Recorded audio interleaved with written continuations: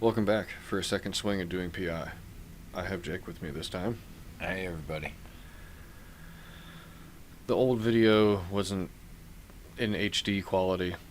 There were some things on the screen that shouldn't have been, but luckily it was blurry, and I sounded very downtrodden and blah because it was done at like 3 in the morning. So it's a little earlier, and Yes. we're going to do this again, so things go nicely.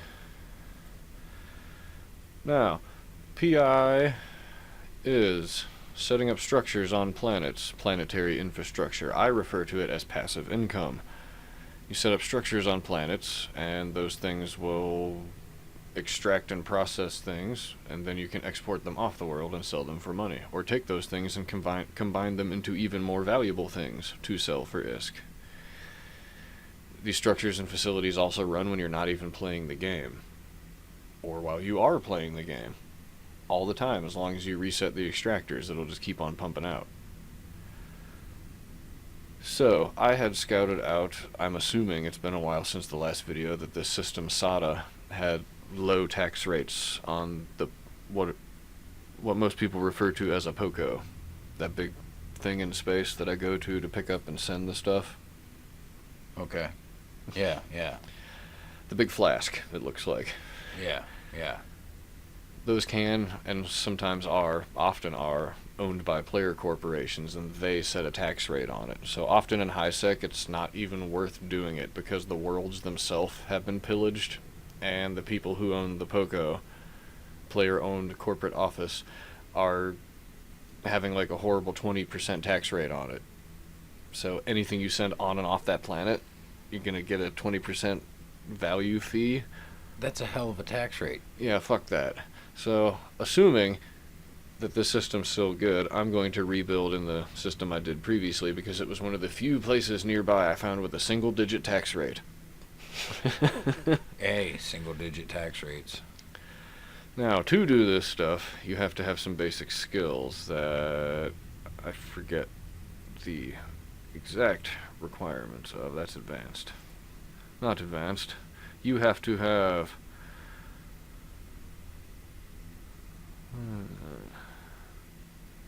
interplanetary consolidation and command center upgrades are essential. They're how much you can beef up your power. You have to fit your buildings in this just like you would a ship in this game, that it has a power grid and a CPU limitation. Excuse me. The command center is what gives you your maximum, so if you upgrade it, you have more CPU and power grid to work with. Interplanetary consolidation is how many planets you can set up on, and you can only have one command center and or facility per planet. These other skills you don't need, but it lets you scan planets from farther away and give you better readouts of those scans. I forget what this one is offhand. Oh, this is the basic data readout. Now, granted, these things have requirements of their own, and you cannot do PI with a free account, sadly. They did make this game free to play now, since I've last done this. But you see, I didn't even realize that they did make it free to play. Yeah, you could be dicking around in space all you want. So, requirements for the basic skills: Science 4, Remote Sensing 3, and Science 3. So not that long of a train at all. Granted, Science 4 might take a little bit, but hey, this will be generating you money passively in the future. Well, you have to invest to get ahead. And 5 days to shield management 5, ooh. 5% to shield capacity for everything. Make all the things stronger. Anyway, enough about me. So, we had our route set to go to the system SATA. And we were going to extract water and electrolytes. Or actually, not really extract. Those are what I'm going to export off of these worlds. Ice planet is usually great for water. Left click the name in this solar system view. I forgot to even say that when I went to the system and hit info on the solar system itself. Do not double click on the planet or it'll take you to the info page of the planet. You don't want that. View in planet mode.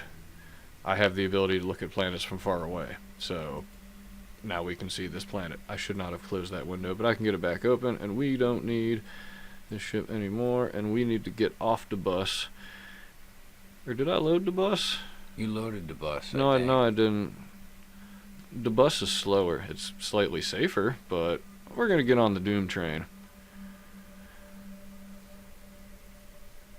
Okay, so I'm gonna get this out of our face. Oh yes, you need to extract aqueous liquids from a planet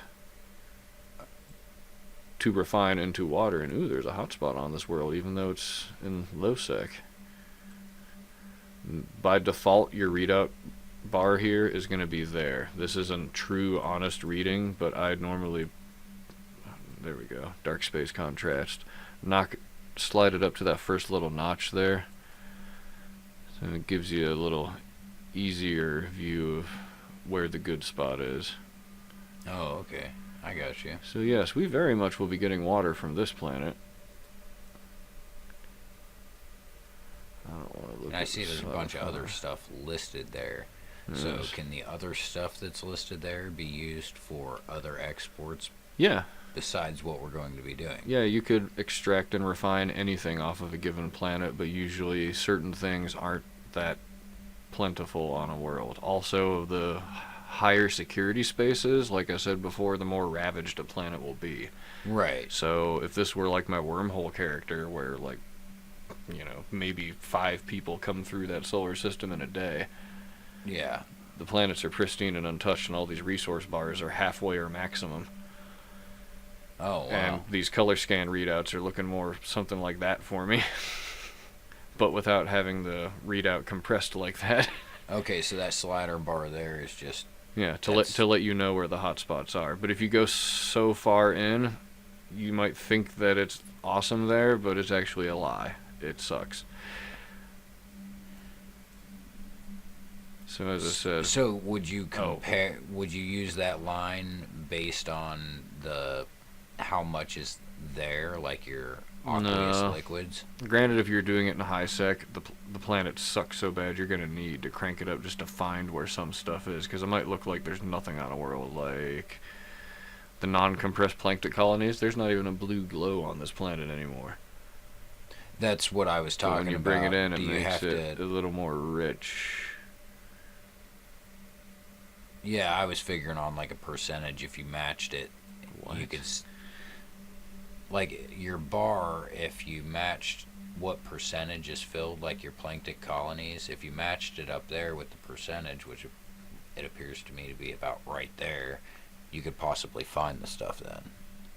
No, you can always get some. It's just we haven't even got to doing extractions yet. Yeah. That will be covered. So I'm like, well, what are you even talking about, man?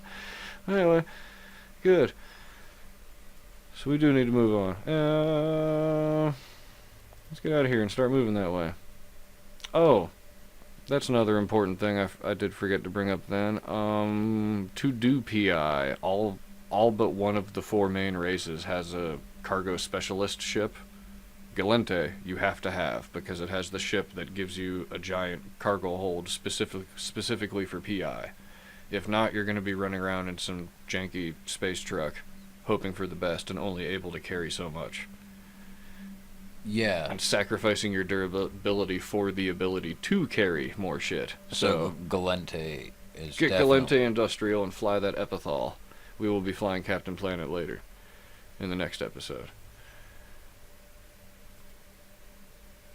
Anyway, we are on the Doom train. It's not just that I like Galente, but it's the race that's built to do the job. So even if you hate them, get at least Industrial 3 to get that Epithal. So we are going to need to travel 5 jumps to get there. I can't place the command centers and build any of these structures, whatnot, until we get into that solar system. Note, I do have a cloak on this cargo ship of mine, which I highly advise, because I'm going into low sec, since planets suck in high sec. But once you're in low sec, you can be killed freely with no repercussion. So I'm going to hope nobody's on this other gate. Yeah. Or once we get to the low sec system we're going to. Hope nobody's on the gate. Warp to something at distance and then cloak. You don't have to be open in space or even over the planet you're dropping command centers on once we go to. As long as you have them in your cargo hold and you're in that solar system, you can place command centers. Warp drive active. And that whole remote sensing thing of scanning from different worlds, it also does tie into how far away you can be while you remotely operate your planets. So if I want to move something I've refined off of a storage building and onto a launch pad to get it off the planet, I can do that from X jumps away. That's a hell of a tractor beam. Yeah, whereas with low level skills, you would have to be in that solar system to do the stuff. But yeah, we need to. Where are we headed? Imagine. That way, yeah. We're gonna get warp to there, then shoot for there, there. That is nifty that they added that a year or so ago. Yeah, that is pretty cool that You can see your path in the stars. Yeah. Traveling pretty freaking far, actually. These jumps aren't short, and this ship is not fast. That's why it's the Doom train. I've died in these things plenty of times. But it's like the cheapest, biggest cargo hold ship you can get early in the game with low skills. I do not. I was sitting in Ocketer earlier, the Tech 2 version of this thing with like a giant bank of engines. Every ship has its use. Yeah. That's the thing too, a lot of people will, when you're arguing fits in this game, some will be like, yeah, well I fit up this thing to do something else. I'm like, well, the usual argument would be like, well, what about the bonuses it's given to do something? There's a ship to do that job if you want a job done. Right. Exactly. You might as well use different ships for what they're meant to be used for. Yeah. It just makes more sense. I mean, you're not going to try and haul a trailer with a car when you can haul the trailer with a pickup truck. Yeah. You've often heard me refer to this thing as just a giant space truck. Warp drive active. I've been playing this game about, I don't know, 3 of 4 years. And PI's been most of my income throughout all craps. They did add something that we could even show. Through mostly doing PI and null PvP, I have a net worth of 12.2 billion. Not bad. It's mostly in stuff. Yeah, but that's just constant. Mm-hmm. It's actually been going up recently because of the market fluctuations. Suddenly my crap's more valuable. Aguila. One jump before the danger zone. And there's Aguila lurking. That's always fun. Hope he's not the scout. Oh yeah. Make local visible. Good habit to have. Yeah. I'm leaving high sec, so I need to be able to see who's who. One more jump and we can get to business.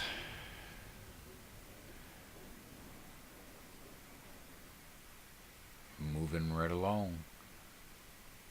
One more jump's not much.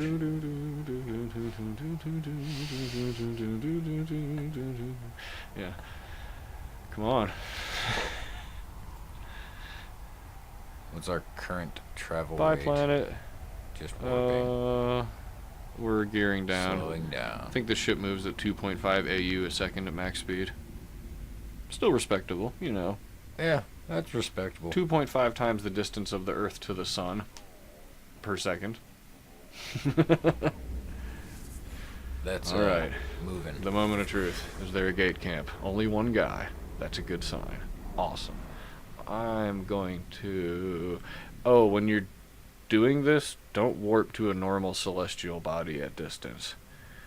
Go to something obscure. Like, yeah, asteroid belt might still have a bunch of angry rats in it. There we go. I'll warp to this planet at 1,000. Again, you don't have to go to a planet, but I don't want to warp at the sun, because that's a strange PvP dually tradition. Warp to the sun and fight me. So we're going to go to not the sun.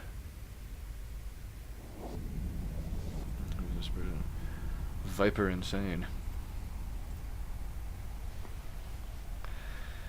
We could be, Yeah. I could be dropping command centers whatnot now, but I want to wait till I'm not in warp and hit this cloak. God damn, whatever I warp to is much farther away than I thought it was. Yeah, it is That's a distance. 5 2. Moving pretty quick. It There was it over is. 30 some AU though. Yes. Doctor Who for a second while we go through this planet. Yeah, right. You know, warp space is like that. Okay. We're invisible. Nobody can see us now. Nobody can bother us unless they bump into me directly and decloak me. So, we were going to build a water factory on the ice planet. Again, right click it, view in planet mode. Now since I'm in a ship with one in a cargo hold, and let me rescan for where that hotspot was. So I put the command center vaguely close to it. So whenever you go to a planet in your little planet list, which we have nothing in yet, if you double click on the name it would take you to it. Then once you're on a planet, if you double click on open space it would zoom you in on the command center. So if you place things nicely, it should take you into also your facility. But Nice. sometimes when you commit to a planet, you're going to have to tear down your facility and rebuild shit elsewhere. And try to not build on the good resource deposits. So, we got a command center. Let's assume you've got upgrades too. 1. And always submit your changes whenever you do any structure changes. And you do need some investment-esque to set this up, but it will gain you much more than you spend when you go to do this. So, first off, or not necessarily first off, not everybody starts with that, but you have to have a launch pad. You can launch things out of the command center, but it's not even worth it in the volume that it can do it.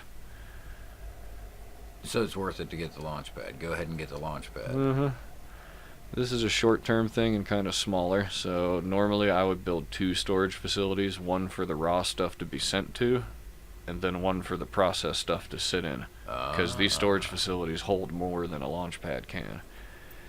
But this is a short-term endeavor, so I'm just going to build a storage unit. And the extractor control unit. This shaded circle is your area that you can place your drilling extraction heads onto. So conveniently I'm gonna get this nice and snug, so I save on fitting space with the links, which are also an essential part of all this shit. You can't do anything with these buildings if they're not linked together. Verbal Okay. asterisk, you do not have to link the command center unless you intend to use it to send out pods, but the pods are tiny compared to a normal POCO shift. So But you only don't if- pay tax rates on a pod. Well, there's your 2 different ways, people. You guys Yeah. decide what you want to do. The pod's not worth it. But at the same time, you got to make sure the POCOs are worth it in that area, which I forgot to look at on this planet before we even got this far. But whatever, I'm not Well, poor. Yeah. We've already surveyed for... Oh yeah, duh. The building doesn't technically exist yet. Submit. We've got a launch pad, a storage thing, and an extractor control unit. We are looking for aqueous liquids. This is your mining readout, pretty much.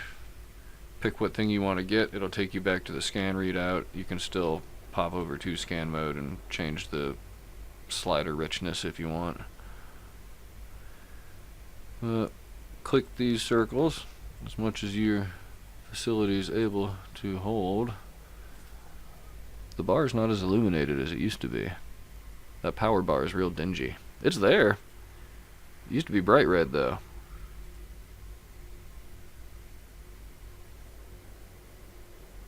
We still need to make some processors, so I won't go too far into this. I like to set the extraction area size as how much space around your little drill heads things are going to take, but it's also how long your drilling's going to run.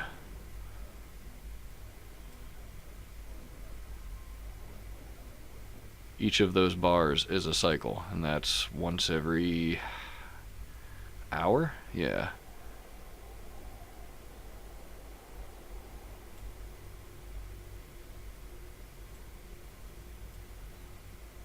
Four days, 3 hours is the threshold to where it starts taking 2 hours to do an extraction cycle, so I like to run it for that long if it'll let me. Come on. Come on. 3 days and 23 hours? Is that what you're going for? Yeah, there we go. Click box. See, the bars just got much thinner and compacted. I want to go up to 4 hours, they get chunkier. Because it's taking 2 hours to do every extraction cycle. Oh, okay. So, I like a little less but more often. So we're going to cram all this in this hot spot and milk it for all it's worth. I should stick one of them like right on the literal hot spot. Get them nice and snug, but do not make them overlap. You'll see the little red percentages that pop up. It's like lost because your mining heads are mining the same area.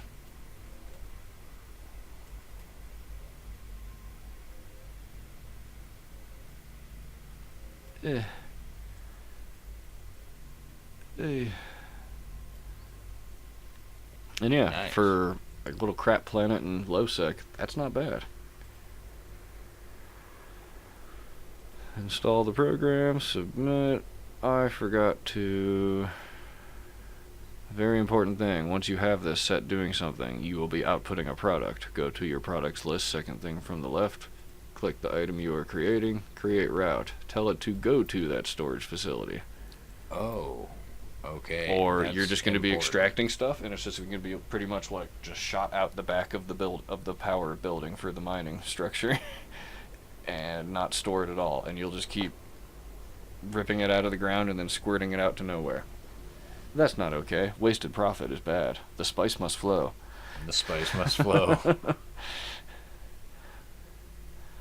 Alright, so we've got stuff coming and extracted whatnot. We need to process. Damn this. There we go.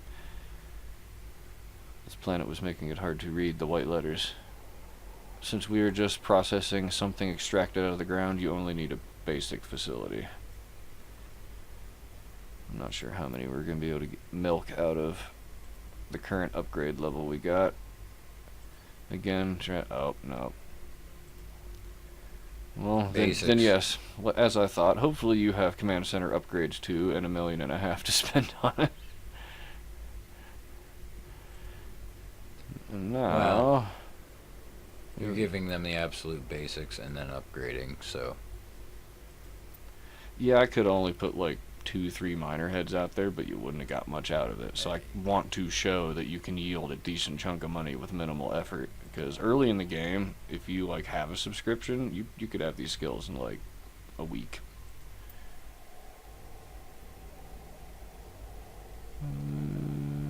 Yeah, I can do one more. And then again, links, links, links.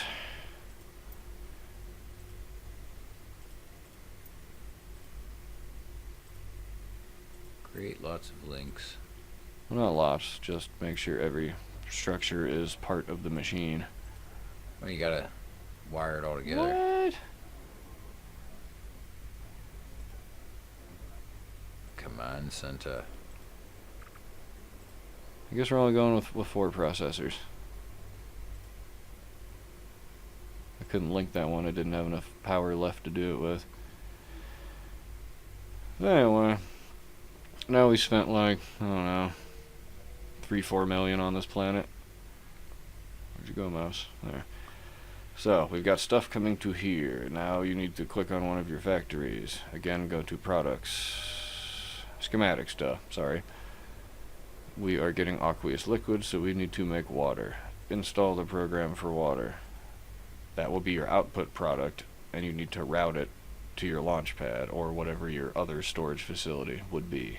Or again, you would be sending water to this sending the aqueous liquids to the factory, it would turn it to water, and then dump it out the back.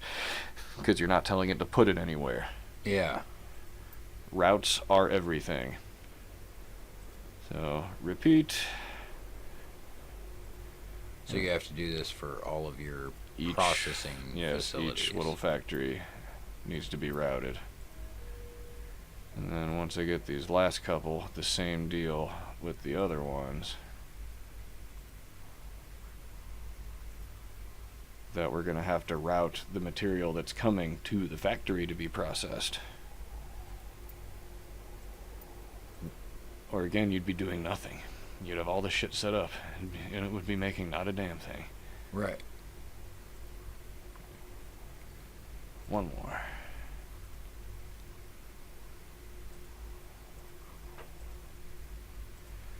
We got water.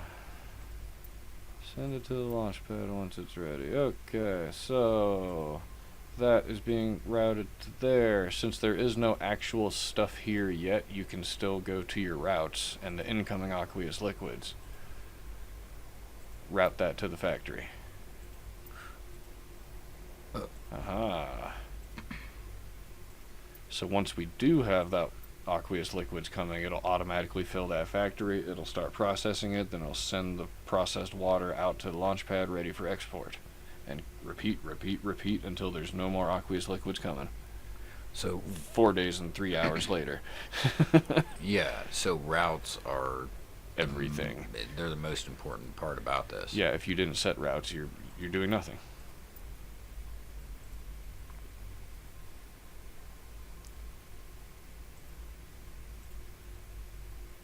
I mean, it doesn't really seem super complicated. 1, I'm 2, sure I'd have to 3. watch this video a couple of times to be able to do it myself, but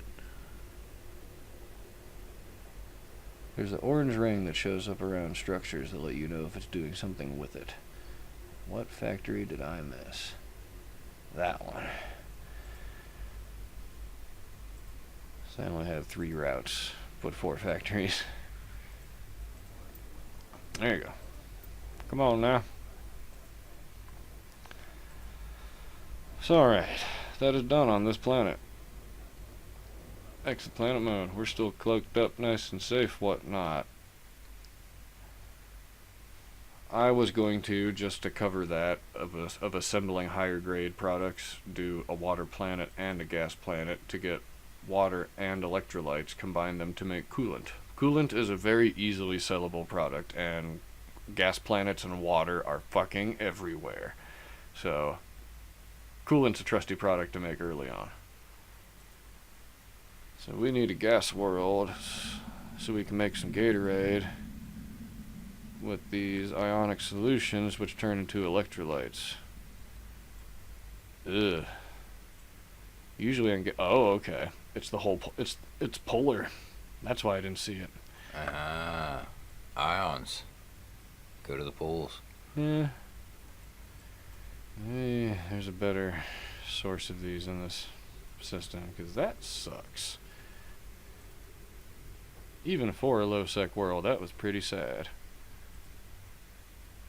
A little better. Or not. Roughly the same. What else is here? Whole lot of barren worlds. So, alright, guess we're committing to this one.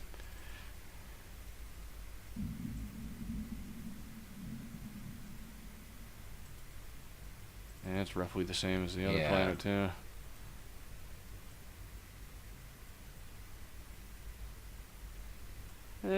Anyway, let's lie to ourselves. Make it a little easier to see. And I'll do the same process here. Set up a command center, a storage facility, a launch pad, and an extractor control unit. Links. Set your extractor heads in your extraction cycle. Route that product to the storage. Route that stuff to the factories. Build your factories. Yeah, I forgot about that. That's kind of important.